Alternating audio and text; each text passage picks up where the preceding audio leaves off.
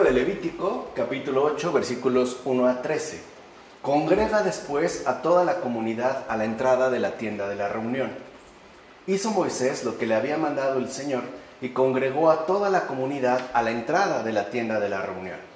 Tomó luego Moisés el aceite de la unción, ungió el tabernáculo y todo lo que en él había y así lo santificó. Luego hizo con él 7 aspersiones sobre el altar y ungió el altar con todos sus utensilios, la pila y su base, para santificarlos. Entonces derramó aceite de la unción sobre la cabeza de Aarón, ungiéndolo así para consagrarlo. Bueno, la iglesia es la que congrega a todos, ya que, como habíamos insistido en algunas ocasiones, para los padres de la iglesia, en efecto, la iglesia es la verdadera tienda de la reunión y por ende sería la verdadera sede de la congregación. De hecho, hay que notar, por ejemplo, que el término convoca, que es el que se mencionó en estos versículos, sale o aparece en las Escrituras por primera vez ahora. O sea, solo en estos versículos es cuando aparecerá por primera vez este término de convoca. O sea que la iglesia es la única que ciertamente convoca a los fieles para que reciban al Señor. Es la gran convocatoria abierta para todos los fieles, para todos aquellos que en efecto buscan y quieren recibir al Señor. La iglesia, por tanto, es la reunión de los que han sido convocados por Dios, como afirma Cirilo de Jerusalén en las catequesis. Entonces ya se empieza a perfilar, digamos, esta significación propia de la iglesia en cuanto tal, en términos de reunión, de todos aquellos que han sido convocados por Dios. O sea, la iglesia no está constituida por mera participación voluntaria, no es que uno vaya y se afilie, no es partidista en este sentido, no es que uno pueda ingresar a la iglesia por cuenta propia, como uno se afiliaría, por ejemplo, a algún determinado partido. No, esta iglesia en cuanto tal constituye una reunión, pero en base a la convocatoria que Dios ha enviado y a aquellos que han sido en efecto o que han respondido a dicha convocatoria. O sea, la iniciativa para conformar la iglesia ha sido del Señor y por eso Él es el único que la ha logrado mantener en pie hasta estos tiempos. Entonces, la iglesia ya se empieza a definir de esta manera, ¿no?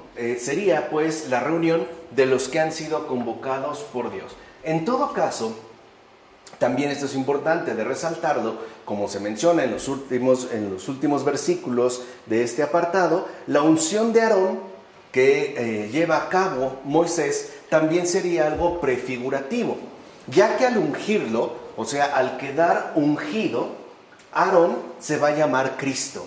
Recuerden que Cristo es ungido, aquel pues que ha recibido la unción, y por ende, a través de la unción que realiza Moisés con respecto a Aarón, se estaría anunciando ya al Señor Jesucristo, o sea, al verdadero sacerdote, aquel que va a realizar la gran obra de expiación.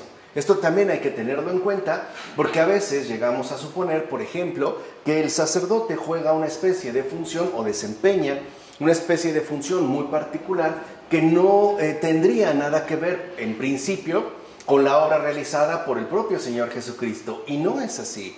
En todo caso, si el sacerdocio tiene alguna dignidad cristiana, es por la obra que ha realizado Cristo mismo, tal y como afirma en este caso también Cirilo de Jerusalén, pero en las catequesis mistagógicas. Así pues, es una manera de anunciar, ¿no?, figuradamente al Señor por medio de la unción que recibe Aarón por parte de Moisés. Capítulo 8, versículo 14 al capítulo 9, versículo 21.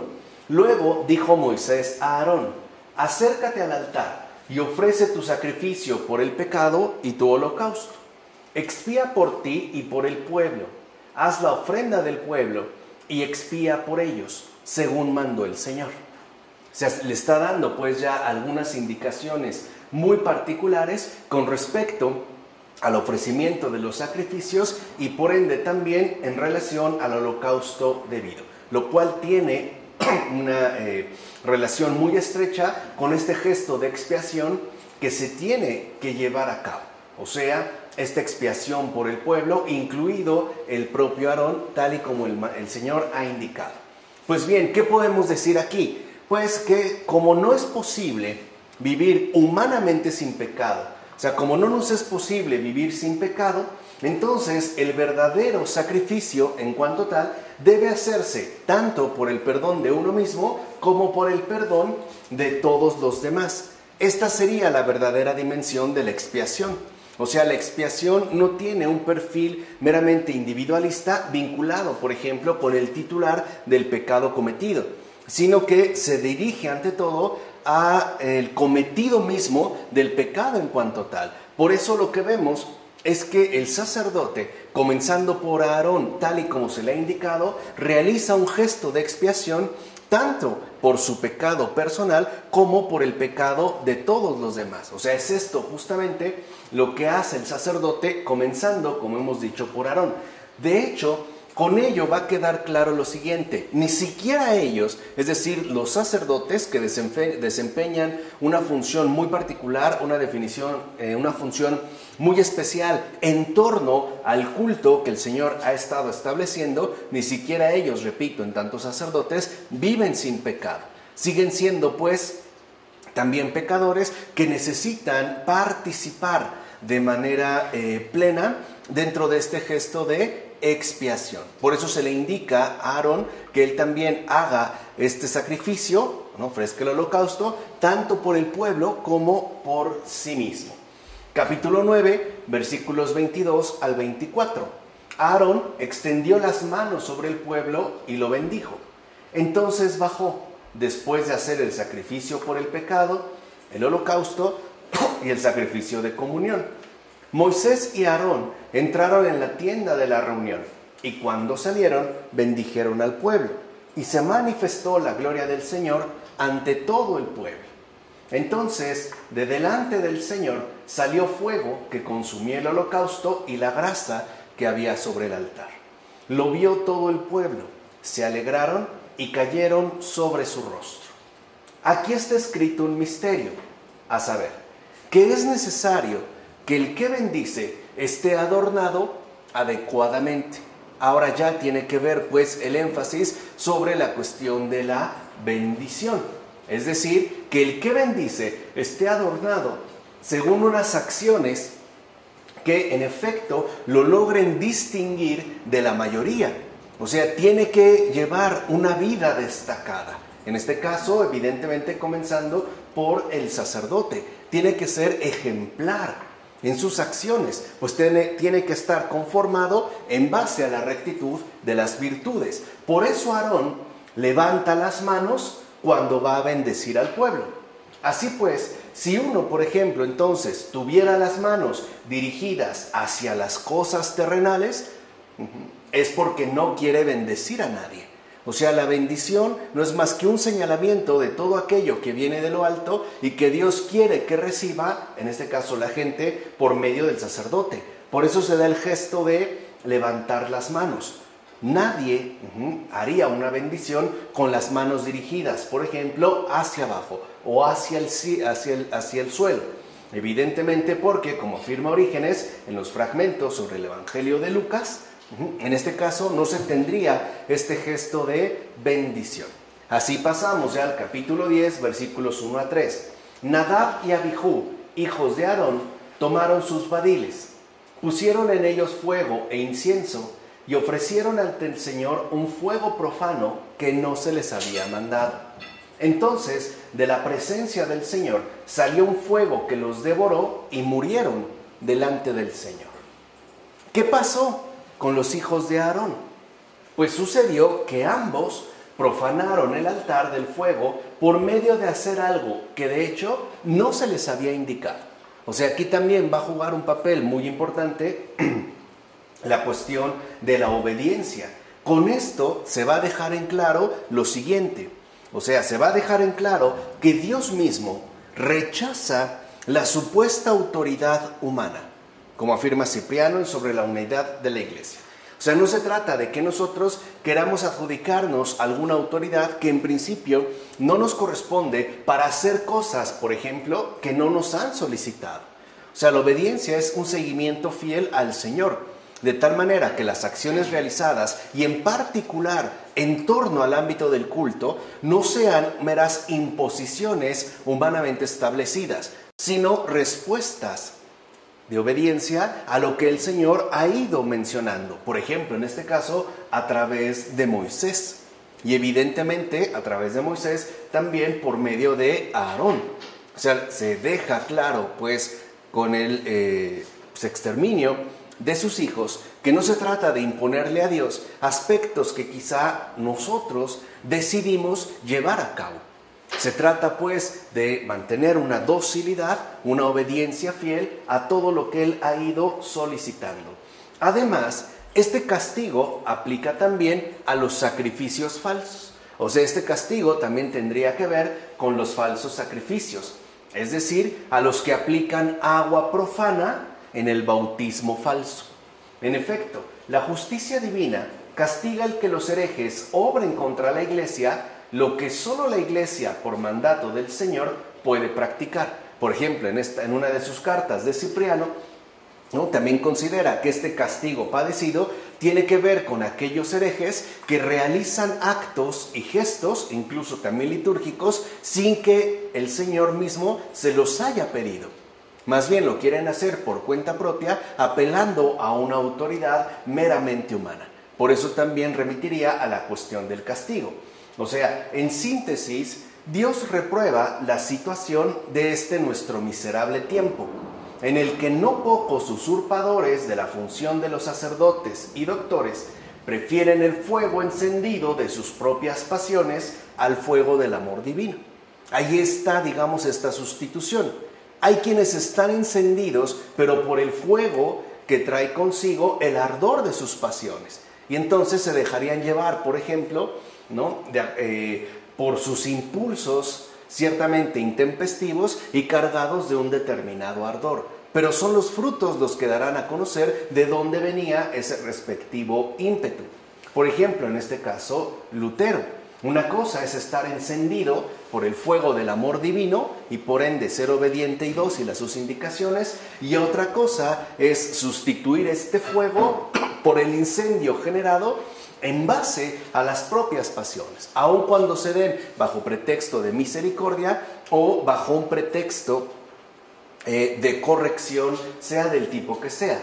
Por eso serán castigados con el fuego divino al cual ellos mismos serán expuestos. O sea, habrá pues una exposición con respecto a la verdad y por ende también al fuego divino. Y ahí es donde se pondrá al descubierto en qué medida nosotros estamos o no purificados de nuestras respectivas pasiones, de nuestro respectivo posicionamiento, ¿no?, en nosotros mismos. De hecho, su condenación perpetua está figurada en la muerte temporal de los hijos de Aarón, como afirma Beda en Sobre el Tabernáculo. O sea, esta muerte temporal apelaría, de acuerdo a lo que menciona Beda, con una intuición bastante fina, a un castigo imperecedero, o sea, una condenación perpetua por haber realizado algo ciertamente indebido. Entonces, repito, no se trata de que nosotros, basados supuestamente en el celo, queramos realizar cosas que en principio no nos han sido indicadas. Aquí podríamos mencionar el contraste quizá con Santa Catalina de Siena. Por lo menos 300 años antes de Lutero, Catalina ya había tenido la indicación de ir con el Papa de ese entonces, que se encontraba en el exilio de Aviñón, llamado exilio babilónico, y decirle que tenía que regresar literalmente, ¿no?, lo antes posible a Roma, porque el Señor lo había colocado en Roma, no en Aviñón.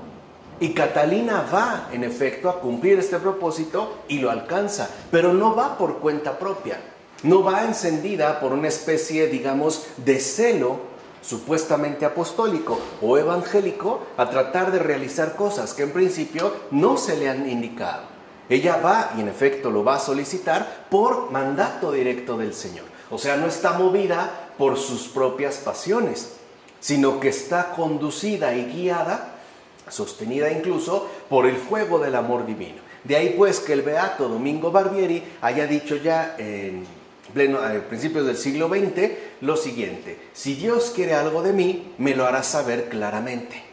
Si no, no. O sea, si el Señor quiere algo muy específicamente de mí, en torno a mi vida, a mi persona, a las actividades que desarrollo, pues entonces Él me lo va a hacer saber y con toda claridad. Dios no pone acertijos, no tiene este mal gusto, digamos, de los sentidos ocultos o escondidos para que nosotros caigamos en una cierta duda o en una cierta incertidumbre. No, si el Señor quiere algo de mí, como dijo el beato Domingo Barbieri, pues Él mismo me lo va a hacer saber claramente.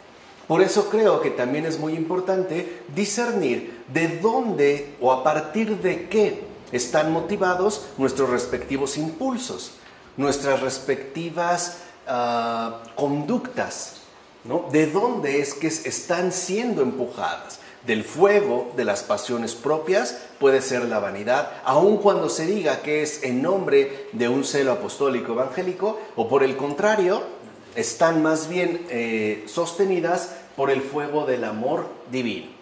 Así pasamos al capítulo 10 de los versículos 4 a 20.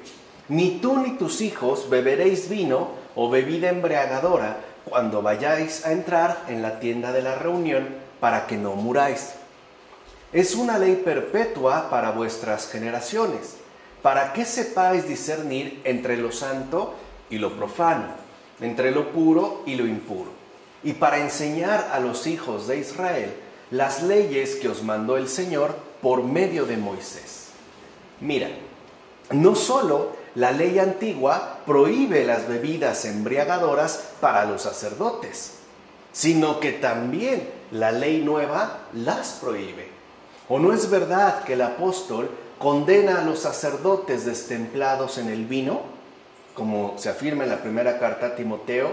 De hecho, los que sirven al altar no deben entregarse ni al vino ni a la sidra. La diferencia es la fruta de la cual provienen, pero ambas al final terminan siendo bebidas embriagadoras. Por sidra se entiende en hebreo toda bebida que pueda embriagar. O sea, cualquier bebida fermentada que produzca un efecto embriagador, en hebreo es llamado sidra. Así pues, lo que en todo caso se va a prohibir es la ingesta de cualquier bebida que pueda llegar a embriagar. Y la razón es clara, porque la embriaguez trastorna el juicio. Entonces, uno no puede estar sirviendo a Dios con el juicio trastornado.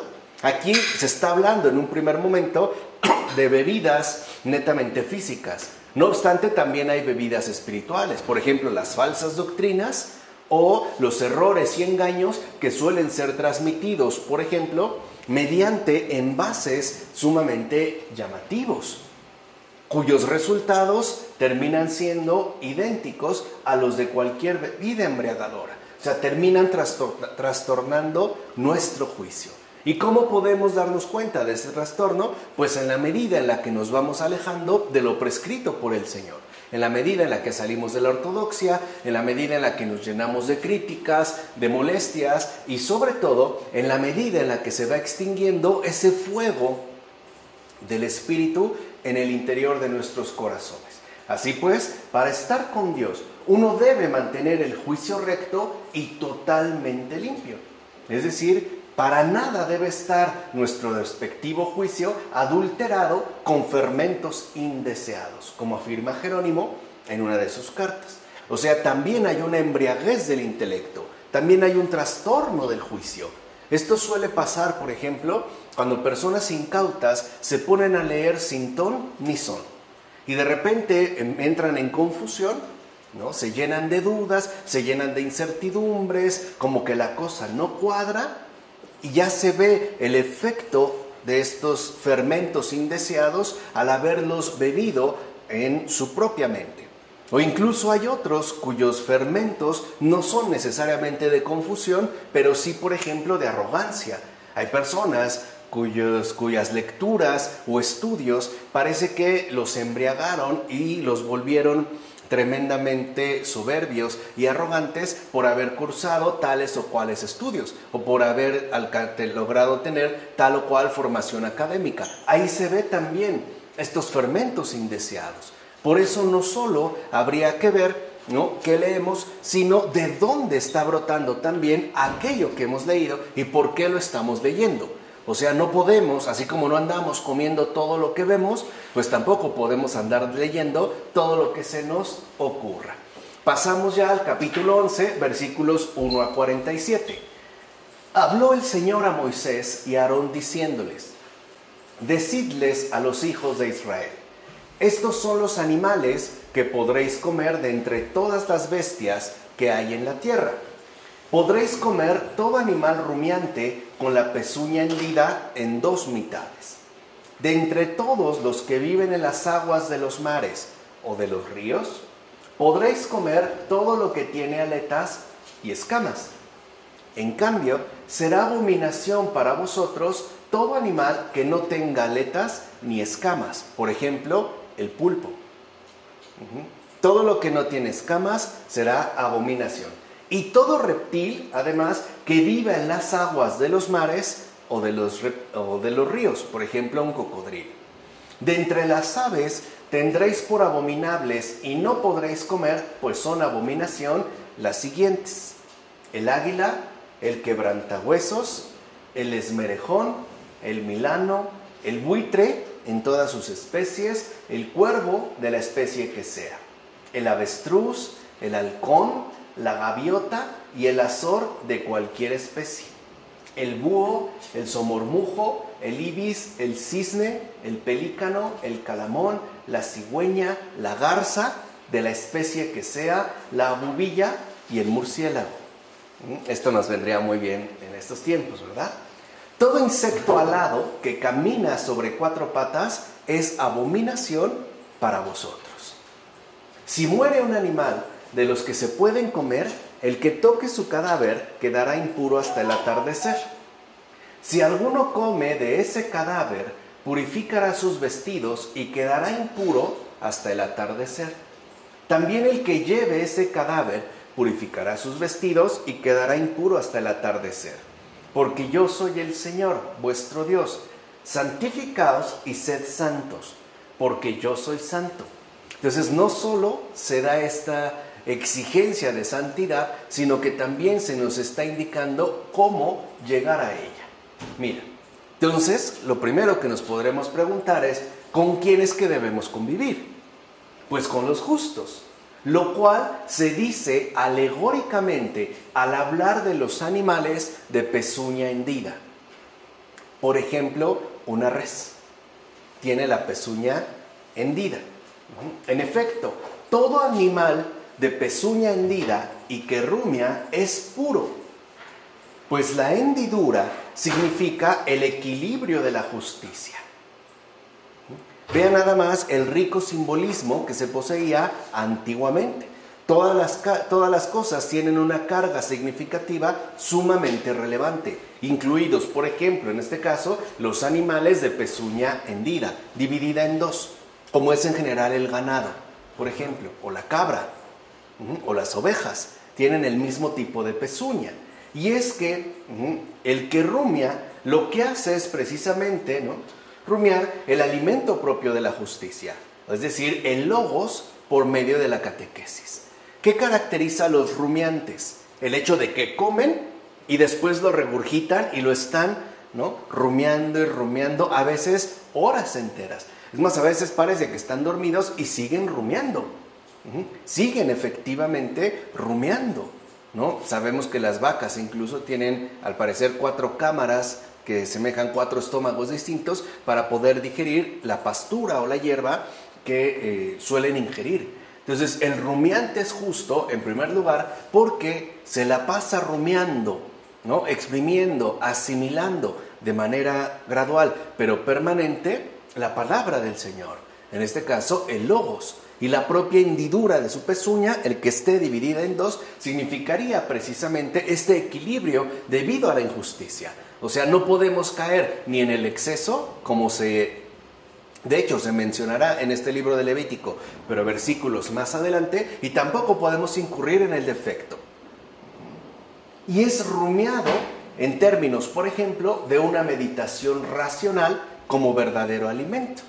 Aquí estaría literalmente el ejercicio constante de la intelección, el estar rumiando, ¿no?, a manera de meditación racional el alimento que hemos recibido por parte de Dios. De hecho, la persona justa, con el logos en su boca, rumia el alimento espiritual, y la justicia es con razón bifurca, ya que además esta justicia basada, ¿no?, en el rumiar constante del alimento espiritual nos santifica aquí, ¿no? Esto formaría parte de la justicia, la santificación ya en esta vida, y asimismo es lo que nos conduciría a la vida futura.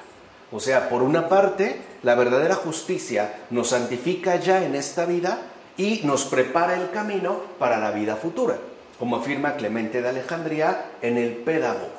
Así pues, la justicia consiste en conservar el dulce fruto en la boca, entiéndase la palabra de Dios, y rumiarlo sin cesar en tanto ley de Dios como un ser puro.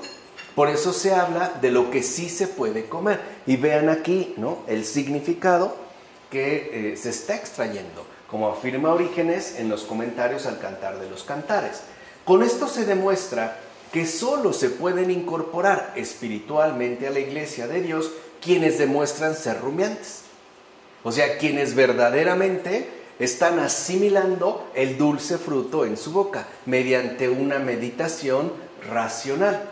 Es decir, aquellos que vencen los vicios por la fuerza de la meditación constante, que es de hecho la fuerza de la fe. Entonces, como afirma Beda en Sobre el Tabernáculo. Y esto es muy importante porque a veces pensamos que la fe, en efecto, es una fuerza, hoy la vemos quizá más en términos de fortaleza, pero que se mantiene por sí sola. Y no es verdad. O sea, la fuerza de la fe proviene de la meditación constante, del estar rumiando la palabra de Dios que nos alimenta día con día.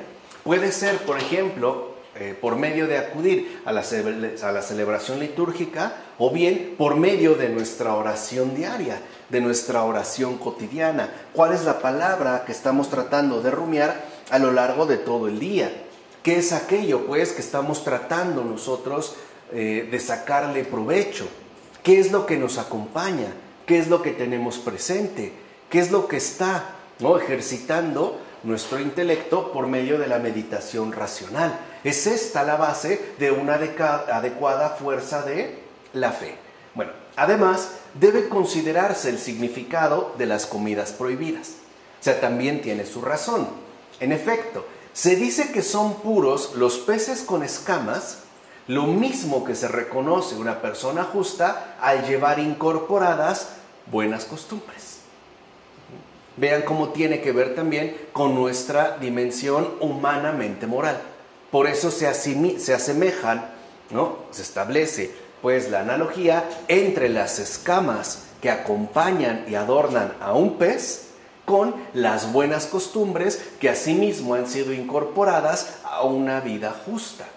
En cambio, los que no tienen escamas son impuros, ya que carecen de buenas costumbres y por eso son tanto inconstantes como hipócritas, que es justo entonces lo que se está prohibiendo, tanto la inconstancia como la hipocresía, la ausencia pues de buenas costumbres, de escamas. Así pues, ¿por qué se prohíbe comer cerdo? Porque con ello se prohíbe sin duda la vida inmunda, es decir, aquella vida sucia que ciertamente se regocija en la porquería de los vicios. Tiene también entonces un sentido moral. Un cerdo se traga lo que sea, lo que sea, y parece que mientras más sucio esté el chiquero en el que se encuentra, mejor está. Esta es, digamos, como la imagen que se nos invita a rechazar, o sea, la vida sucia en todo su conjunto. El hecho de sentirnos o llegar a sentirnos incluso ciertamente regocijados en la porquería de los vicios en las que nos encontramos hundidos. Ahora, ¿y la liebre? ¿Por qué también se prohibiría, por ejemplo, comer la liebre? Porque con esto se prohíbe la inconstancia en el bien y por ende la celeridad asumida al ir en busca de lo ilícito. Si algo tienen las liebres, los conejos, es que son muy rápidos. Bueno, para este padre de la iglesia es claro que al prohibirse la liebre, lo que se nos está prohibiendo es esta celeridad, este apresuramiento en ir siempre en busca de lo ilícito. Hay personas que son prestas para el mal, pero muy lentas para el bien. Por ejemplo, hay personas que prácticamente no se mueven para realizar la caridad. En cambio, para la maldad no necesitan el más mínimo estímulo. Se ponen en marcha de manera apresurada, como una liebre.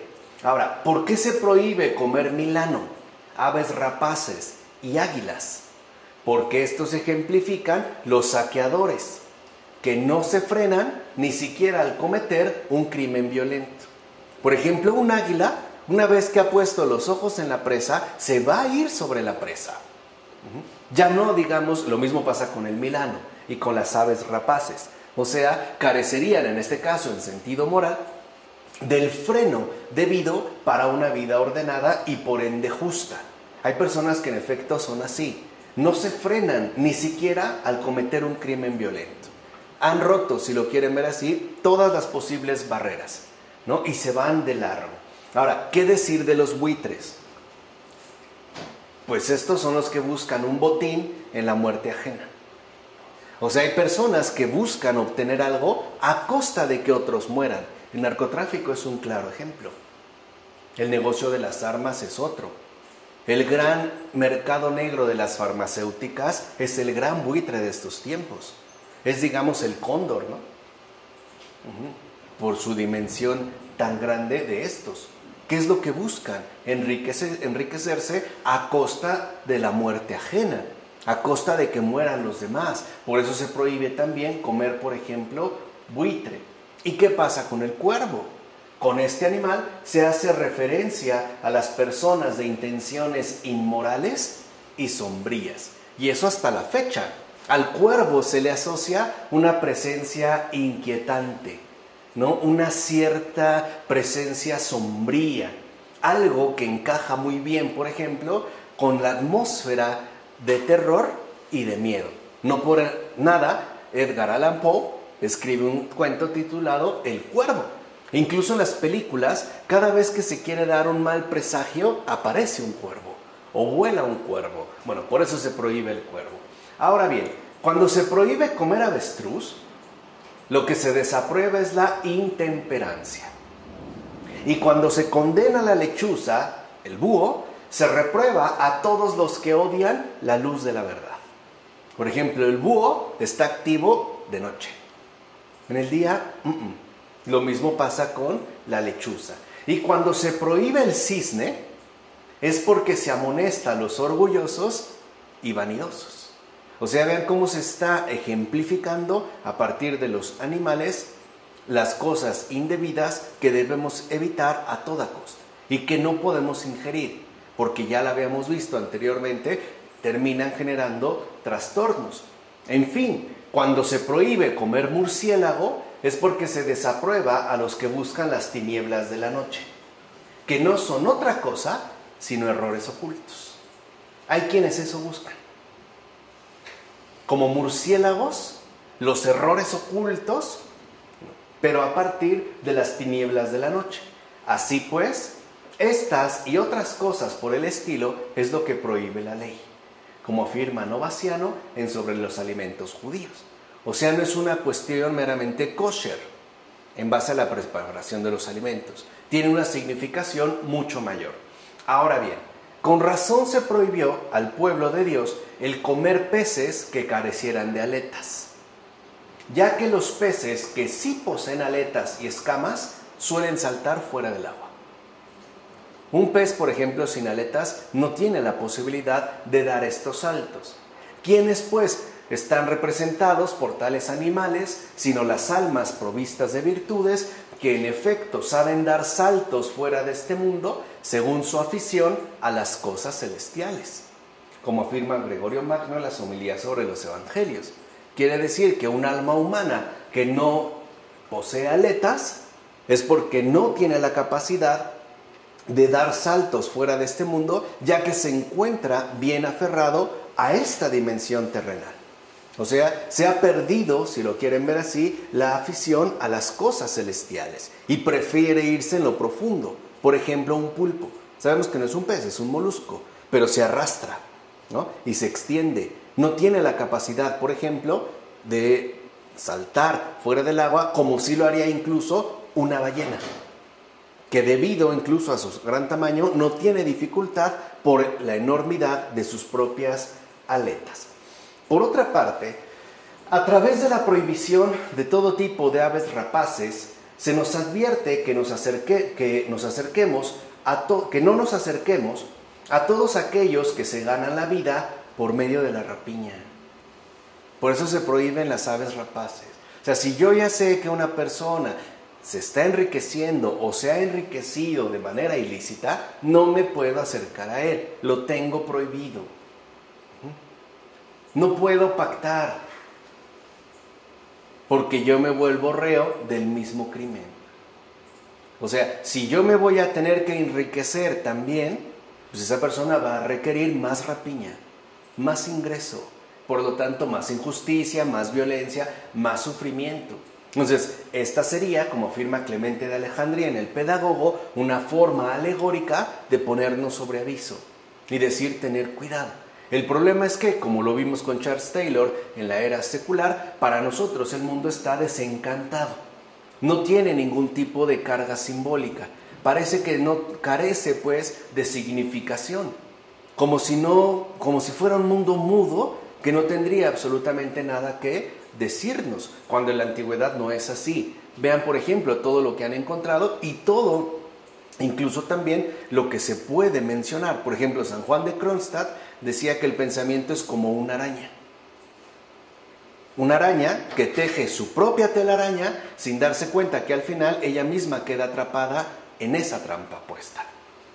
Hoy para nosotros estos significados se han perdido de vista, pero no significa que no existan o que no tengamos que resignificar, no en base a la invención, sino vía contemplación, la realidad de nuestro mundo.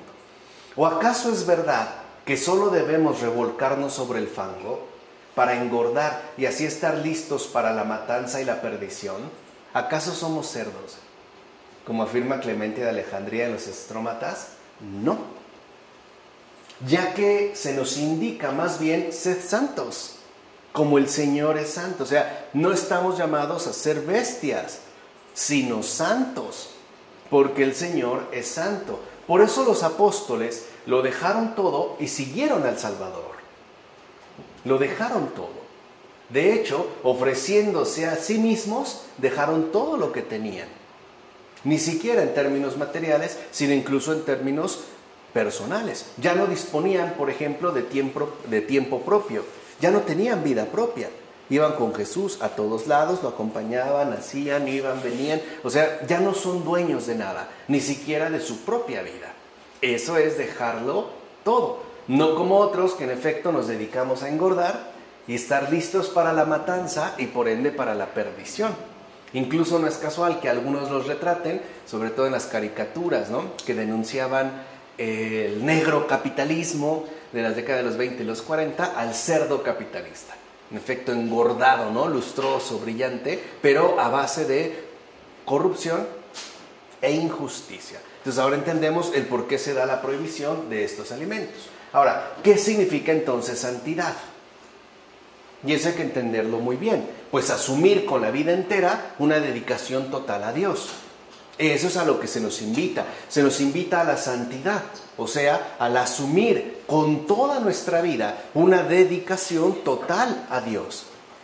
Es donde se está dando la preparación. Y antes de esto ya se nos dijo que es aquello que nos puede interrumpir o desviar de este sumo propósito, o sea, del asumir con la vida entera una dedicación total a Dios. Pues todo aquello que en efecto se ha prohibido como alimento, algo que en definitiva, por ejemplo, no podemos nosotros ingerir.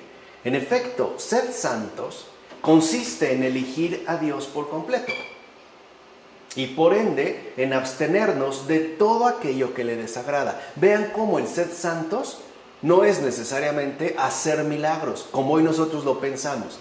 O sea, pensamos más bien al santo en términos de un milagrero, o de un curandero.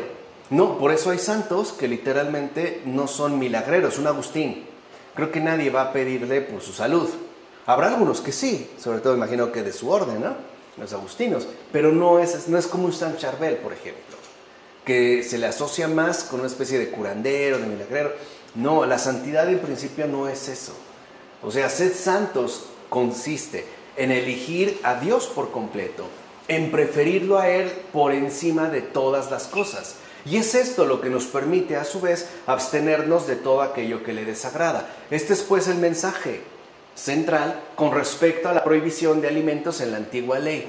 O sea, no es una receta dada por un nutriólogo, no es una dieta para mantener equilibrada nuestra salud corporal.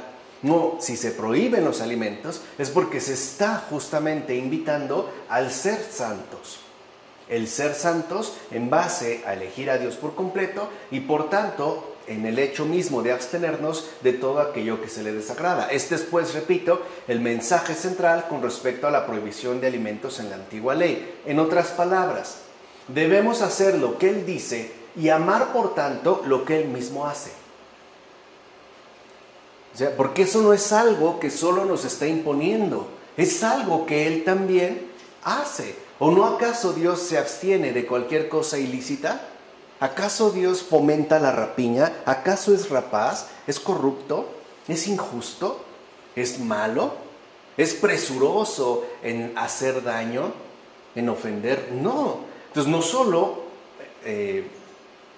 hacemos lo que dice, sino que también amamos lo que Él hace. Y cuando parezca que es difícil hacer lo que nos manda, entonces debemos acudir al que manda, precisamente para que de Él venga la ayuda que necesitamos. Él está ahí también para socorrernos. Sabe Dios perfectamente bien que hay cosas que nos pueden resultar ciertamente difíciles de realizar, pero aún así contamos con su ayuda en estas circunstancias. En síntesis, lo que nos está diciendo el Señor a través de la prohibición de los alimentos, pues es que Él es nuestra comida y nuestra bebida. O sea, Él es nuestro entero alimento y participación, como afirma León Magno en el sermón. Cuando nosotros no tenemos como total alimento a Dios, cuando nosotros no tenemos como absoluta bebida a Dios, empezamos a ingerir otro tipo de cosas que nos empiezan a hacer daño. Algunos de manera más inmediata, otros con más aplazamiento. Pero el daño se empieza a realizar. El trastorno del juicio, la incorrección en las costumbres, ¿no? Empezamos a ser inconstantes, nos empezamos a volver vanidosos, orgullosos, porque no estamos rumiando su propia palabra y por ende no estamos nosotros creciendo y fortaleciéndonos en base a su misma presencia. A final de cuentas, la palabra agios, santo, agios es en griego, es como se traduce la palabra santo, en griego es agios, ¿no? Por lo menos en esta lengua se interpreta como sin tierra. Por eso, si somos habitantes más bien del cielo, no será impropio la atribución de este nombre, como afirma Cesáreo de Arles en un sermón. O sea, el agios es aquel que ya no tiene familiaridad con este mundo, aquel que ha erradicado de su propia vida cualquier signo o muestra de mundanidad. ¿Por qué? Porque se ha vuelto aficionado a las cosas del cielo. Y por eso es que ha optado por elegir a Dios y no por tragarse todo aquello que este mundo le ofrece y que en efecto nos termina intoxicando, sea de la manera que sea. Esto es muy característico del mundo moderno. Sus avances, sus logros, sus progresos nos dan ciertas ventajas, pero nunca sin desventajas también. No sé, un ejemplo muy simple. El uso intensivo del horno de microondas. ¿Tiene ventajas? Sí. Por ejemplo, podemos calentar la comida de manera muchísimo más rápida que si lo hiciéramos en el fuego convencional, por ejemplo en una estufa de gas. Pero ya se nos ha dicho que el uso intensivo del horno de microondas es causante, incluso bastante marcado, de cáncer, por ejemplo. Por eso la leche, para los bebés muy pequeños, te prohíben calentarla en microondas. O sea, tiene una ventaja, sí, pero al mismo tiempo tiene muchísimas desventajas. No nos pueden decir que comamos a lo mejor alimentos light. Y ok, nos puede dar algunas ventajas, pero también tiene severas desventajas, porque terminaría perjudicando algún otro órgano de nuestro cuerpo, incluso nuestro propio sistema digestivo, por no hablar ya de nuestra salud en general. Entonces, esto es muy particular, repito, del mundo moderno, ¿no? Del mundo actual, que obtiene algo con una ventaja, pero después, sin darnos cuenta, sin haber pensado en las consecuencias, las empezamos a padecer. O sea, nos interesa la ventaja inmediata, pero ya no tenemos ni la paciencia ni la capacidad para pensar y qué consecuencias es que de ahí se van a obtener.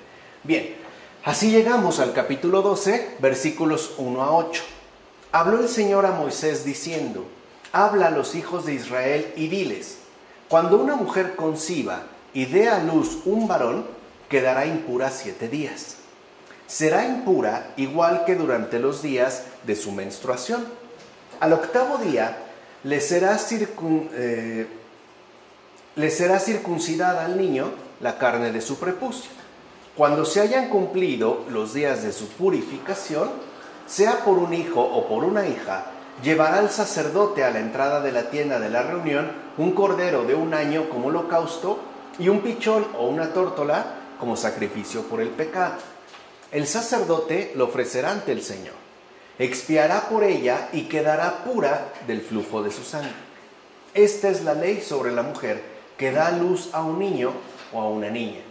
Y si no dispone de recursos suficientes para una res menor, tomará 2 tórtolas o 2 pichones, uno como holocausto y otro como sacrificio por el pecado.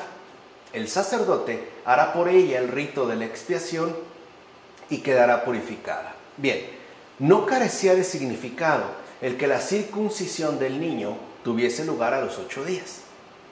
O sea, no es algo arbitrario. Tiene pues su respectivo significado. Pues Cristo era la piedra con la que nos circuncidamos.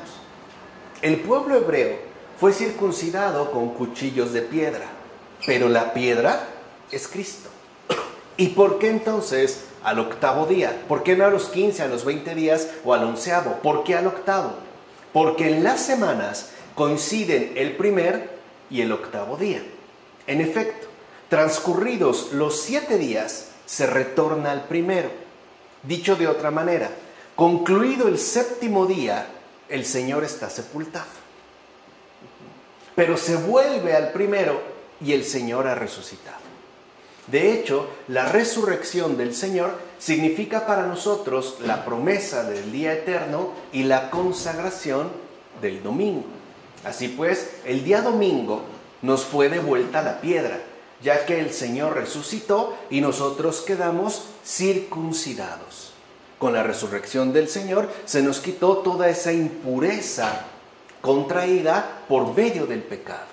O sea, con la resurrección del Señor, en tanto consagración del domingo, fuimos ciertamente purificados de todos nuestros pecados y quedó circuncidado espiritualmente nuestro corazón, tal y como afirma Agustín en un sermón. Por último, y ya con esto terminamos el día de hoy, el Señor no desconoce la pobreza de este mundo. Fíjense, no pasa por encima de nuestras circunstancias concretas de vida. Y eso a mí me parece muy amable de parte de Dios. O sea, me parece muy atento, muy cordial, muy bueno, ¿no? El hecho de que no pasa por alto, repito, nuestra situación concreta de vida. En efecto, ya sabemos que la ley, por ejemplo, prescribía ofrendas de cordero, pero asimismo era atenta a esta ley y consentía que se ofreciera en caso de no ser posible, pues algo mucho menor, es decir, mucho más modesto por el hijo o la hija, porque no me van a decir que hay una gran diferencia entre un cordero, imagínense un cordero gordo y un pichoncito, la diferencia es muy marcada. Esto revela entonces que el Señor está sumamente atento a nuestra salvación, incluso en la pobreza. O sea, no hay pretexto por parte de nosotros para no aceptar la salvación que Él nos ha querido compartir a todos y cada uno de nosotros. De hecho, los que tenían recursos, pues ofrecían ganado mayor, corderos. A lo mejor había quien podía llevar un novillo. Pero las personas pobres, sobre todo las parejas pobres, que no tenían para novillo, pues podían ofrecer, dijimos, 2 pichones o 2 tórtolas. José y María fue lo que ofrecieron. Y está en el Evangelio de Lucas. O sea, cuando llegan a la purificación, llegan a la purificación del templo, ofrecen, de hecho, 2 pichones. Que esto ya nos da una idea de que José y María, San José y Santa María, Madre de Dios, eran pobres. O sea, no llegaron con un novillo, ni siquiera con un cordero. Ofrecieron lo que pudieron. Y no obstante, están en la base misma de nuestra respectiva salvación en esta tierra. Por eso lo que vemos es que la salvación no requiere de condiciones estrictamente especiales, sino de la escucha atenta y el llevar a cumplimiento lo que el Señor nos está indicando. Alguien a lo mejor no tiene verdaderamente entonces recursos. ¿Puede presentarse ante el Señor? Sí, porque todo lo pone al alcance según nuestras circunstancias muy concretas, muy específicas de vida. ¿De acuerdo? Pues vamos a dejarlo hasta aquí. Del Padre, del Hijo, del Espíritu Santo.